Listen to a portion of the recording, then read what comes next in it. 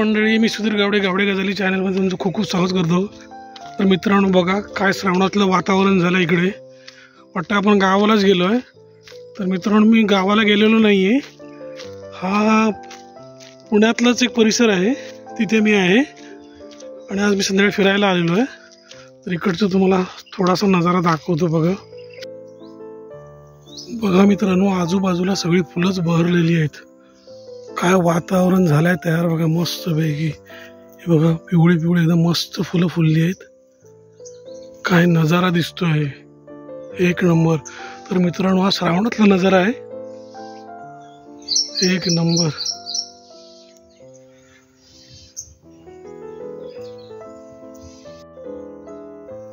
मंडळी मी आता घरी निघालेलो आहे आणि आज काय रेसिपी बनणार आहे ते मला पण माहिती नाही आहे। तर चला आपण घरी जाऊया आणि तिला विचारूया आज काय रेसिपी बनणार आहे ती। सुरेखा, आज आपल्या प्रेक्षकांना कोणती रेसिपी दाखवते? उद्या तर काय माहिती ना तुला, उद्या रक्षाबंधन आहे, तर आता मिठाई काय बनवते उद्यासाठी? नारळी पौर्णिमा आहे ना, मग नारळाच्या वड्या बनवूया मिठाई। अच्छा, तर मित्रांनो ती नारळाच्या वड्या बनवते उद्यासाठी। तर तिने आता त्यासाठी काय साहित्य घेतलंय ते तिला विचारूया काय काय साहित्य घेतलंय ते। काय काय साहित्य घेतलंय सांग बघू। हे ओलं खोबरं, एक नारळ फोडला होता, त्याचं 3 वाट्या खोबरं पडलं। ही वाटी आहे ना, या वाटीच्या मापाने घेतलंय मी। 3 वाट्या खोबरं आहे, मग 1.5 वाटी साखर, निम्मी साखर घालायची त्याला।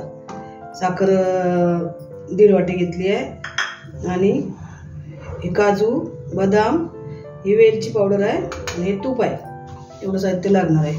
अच्छा, तर मित्रांनो बघा तिने एवढं साहित्य घेतलेलं आहे। तर चला आता कृतीकडे वळूया। आता मी हे खोबरं पहिलं जरा मिक्सरला फिरून घेते आणि मग आपण बनवायला घेऊ। काय कृती करते दाखव। आता ही कढई ठेवली आहे, त्याच्यात आपण थोडं तूप टाकू आणि खोबरं परतून घेऊ।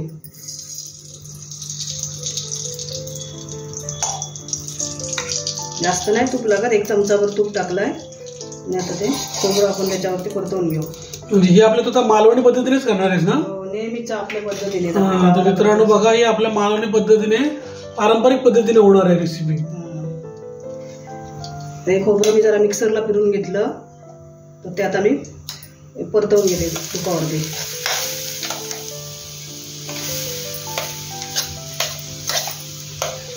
मग आता उद्या रक्षाबंधन आहे, तर तू मुंबईला जाणार आहेस ना राखी बांधायला भावाला? हो, तुम्ही नेणार, घेऊन जाणार ना? येणार ना, तुम्ही न्यायला पाहिजे दरवर्षी। मी काही येऊ शकणार नाही, कारण का इथे पण आमचे रक्षाबंधन आहे। तुला गाडीत बसवतो मी, तू जाशील ना? दरवर्षीच बसवता हो तुम्ही गाडीत? बघा दरवर्षी गाडीत बसवतो, पण गाडीच पुढे जात नाही, पुढे पुणे स्टेशनच्या पुढेच जात नाही गाडी। तर बघा आता आम्ही सुरुवात केलेली आहे रेसिपी बनवायला।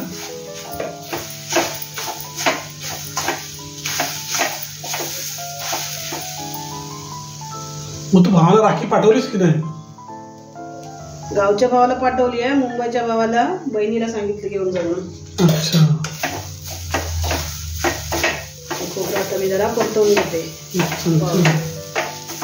म्हणजे किती वेळ आता परत? थोडस पाण्याचा अंश असतो ना, तो ओला सुकण्यासाठी हे परतवून तू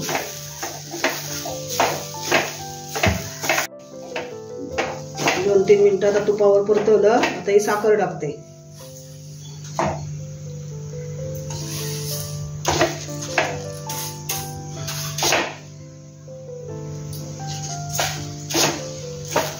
साखर आता विरघळून घ्यायची।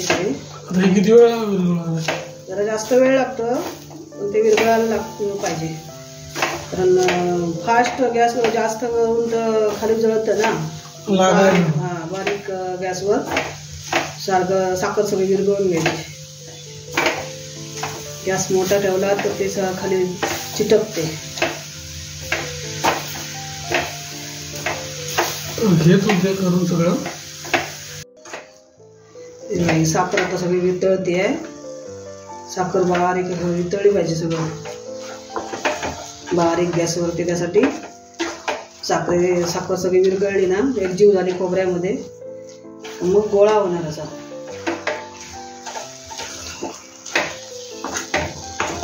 सारखं ढवळत राहावं लागतं, नाही तर ते खाली चिटकतं. मग खाली चिटकलं तर कलर चेंज होतो. मग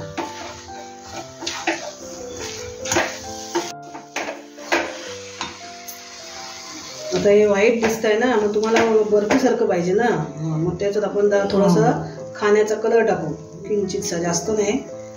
हा येलो कलर आहे, तो कलर टाकू आपण. मित्रांनो बघा, थोडं आर्टिफिशियल बनवतो आपण त्याला, कलर टाकू. फूड कलर आहे, दिसायला पण जरा चांगलं दिसते. व्हाईट पण चांगलंच दिसतं. व्हाईट आपण नेहमीच करतो. थोडंसं कलर टाकून थोडंसं वेगळं चेंज.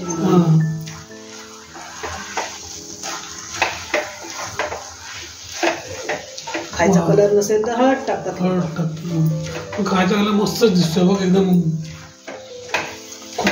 मस्त लुक आलाय. आता कलर चांगला आहे. आता तुझं होत आलाय का ऑलमोस्ट? आता नाही, जरा अजून लागणार आहे वेळ, व्हायला पाहिजे ना, नाही ते अजून पातळच आहे. साखर वितळली आहे, पण तरी पण ते एकजीव गोळा होत नाही, गोळा व्हायला पाहिजे. साखर सगळी वितळली आहे. कलर मस्त आला बघा, केशरी आहे, म्हणजे पिवळा कलर एकदम. त्यात आता आपण वरती काजू बदाम नको म्हणता ना, आपण त्याच्यातच टाकू काजू बदाम.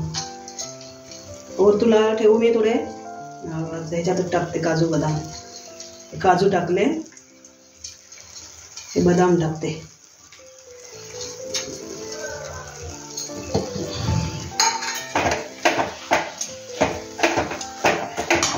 एकजीव करून घेऊया. अजून 5 मिनिटं लागणार आहेत.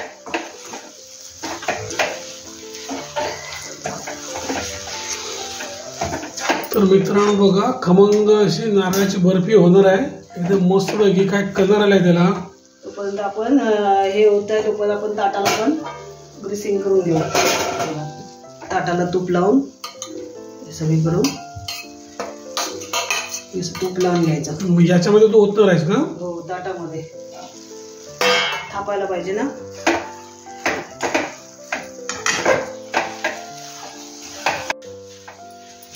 ते बघा, हे आता होत आलाय. कारण कसं ओळखायचं, तर ही कडा आहे बघा, ही जी कडा आहे ना, त्याची साखर होते बघा, ही सुकत चालली आहे.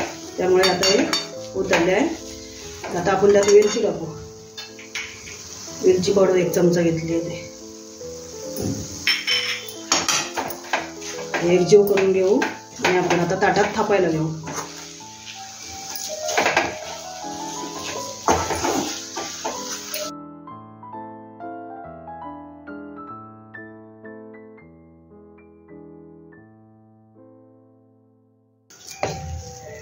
हे ताटात घेऊ बघा. आता सगळं कढईला काहीच नाही आहे म्हणा, सगळं निघालेलं आहे. आता हे आपण व्यवस्थित थापून घेऊ.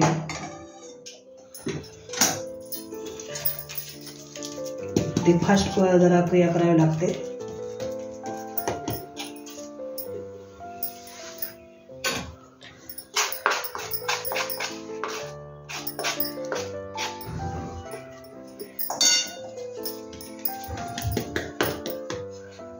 आणि आता हे वाटीला तेल लावून घेतलंय, त्याने असं थापणार आहे. गरम आहे म्हणून. गरम आहे, हा. आणि चमच्याने नीट पसरलं जात नाही ना. म्हणजे आपल्याला किती जाड हवं तेवढं थापून घ्यायचं ना. हा, थापून घ्यायचं.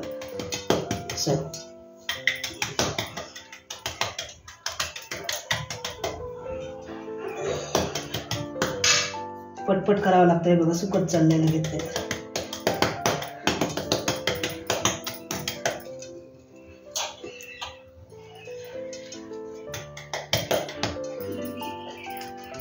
हाताला चटका लागतो. आता हे सुकल्यानंतर तू त्याला वड्या पाडणार.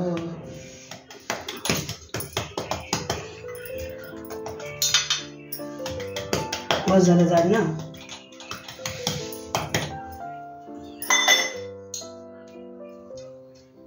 कढईने व्यवस्थित करून घ्यायचं.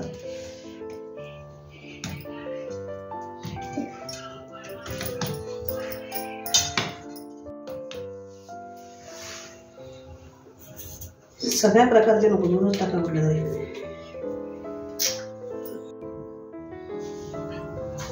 आता हे काय करतेस तू?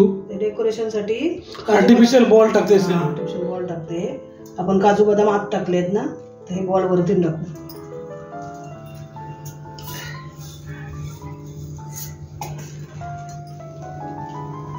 हे असे सगळे टाकून ते वरतून थोडंसं परत प्रेस केलं पाहिजे.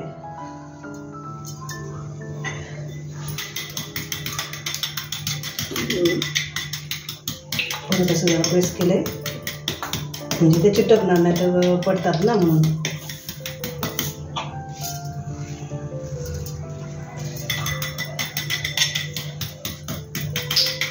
आता हे लगेच ह्याला म्हणजे हे करून घेतले पाहिजे, वड्या पाडल्या पाहिजे, नाही तर मग एकदा सुकले की वड्या पडत नाही. तर आता तुम्ही वड्या पाडा, कोणत्या शेपमध्ये हवे ते घ्या.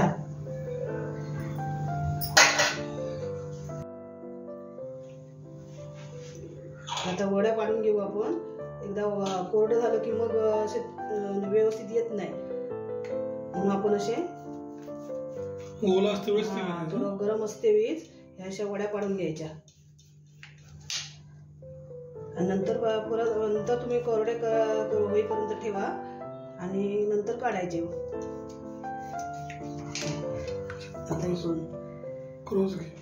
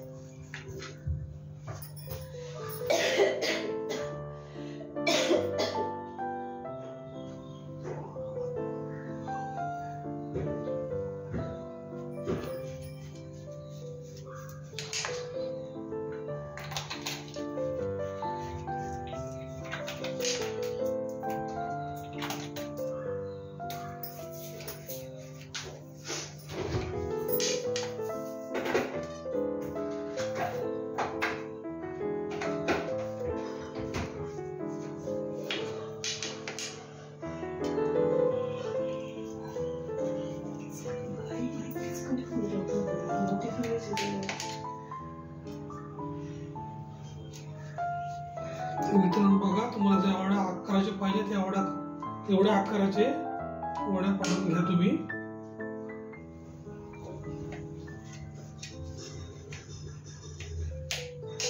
बघा आता हे झालेलं आहे काम. त्यामध्ये काढूया आपण.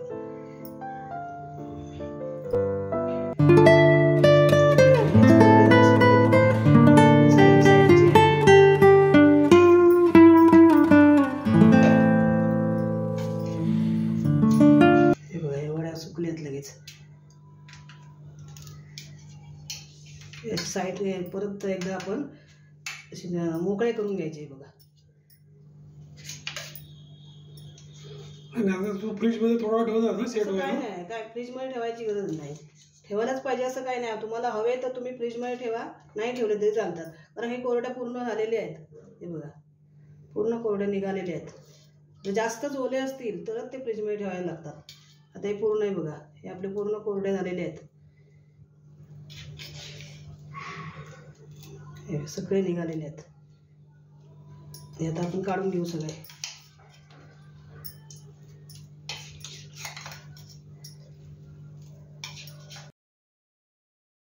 बघा मित्रांनो, ओल्या नारळाची वडी तयार झालेली आहे. ही रेसिपी तुम्हाला आवडली असेल तर आमच्या चॅनलला लाईक, शेअर आणि सबस्क्राईब करा. आणि मित्रांनो, ही रेसिपी तुम्ही करून बघा आणि आम्हाला कमेंट करून कळवा.